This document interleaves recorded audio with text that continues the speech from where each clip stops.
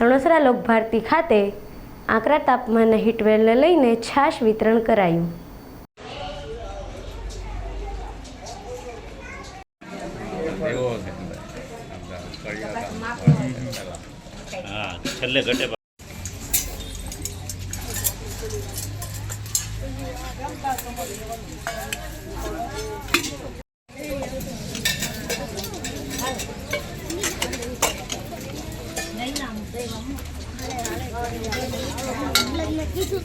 Doctor Vikram Desai Lokbharati ગૌશાળા વિભાગ વડીય તરીકે કામ કરું છું।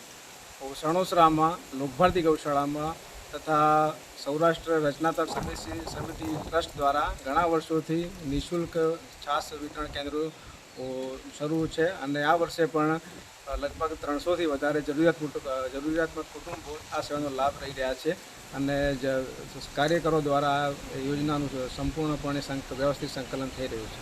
ધન્યવાદ।